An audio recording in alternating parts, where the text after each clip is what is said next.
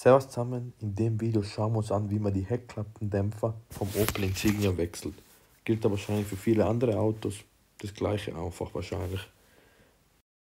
Nehmt euch einen Balken oder überhaupt was stabil ist und die genau richtige Länge hat und setzt den drunter und hebt dann die Heckklappe offen.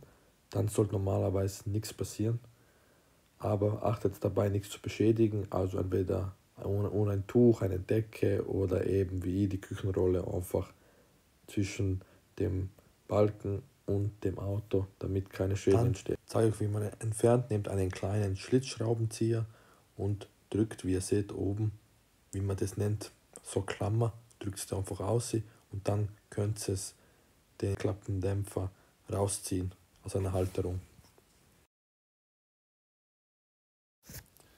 Da zeige ich euch das gleiche, nur auf der anderen Seite, vielleicht sieht man es da besser.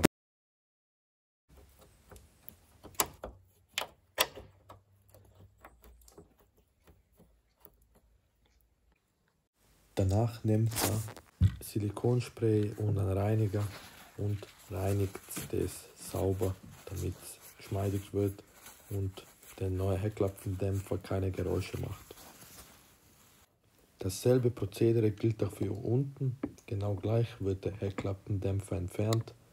Wie schon gesagt, achtet dabei, dass euch die Heckklappe selber nicht zerquetscht, wäre nicht so gut. Ich hoffe, dass ihr euch genug absichert. Vielleicht solltet ihr es lieber zu zweit machen, auf Nummer sicher gehen. Ich weiß es nicht, eure Entscheidung. Ich würde es euch empfehlen, zu zweit oder wirklich gut absichern oder halten irgendwie. Dann aufpassen, dass nichts passiert. Also wie davor, reinigen. Zuerst befestigt man ihn unten und danach oben. Wie ihr seht, kann man ihn dann oben drehen, falls es nötig ist. In den meisten Fällen wird es nötig sein. Da schauen wir uns an, wie viel Kraft benötigt wird, um die Heckklappe zu öffnen.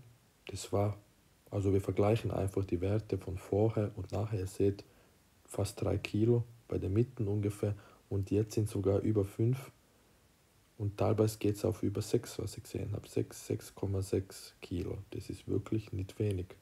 Deswegen habe ich auch die Heckklappendämpfer getauscht. Ich habe sie gereinigt, hat nichts gebracht. Wie ihr sehen könnt, der maximale Wert beträgt 5,8 Kilo.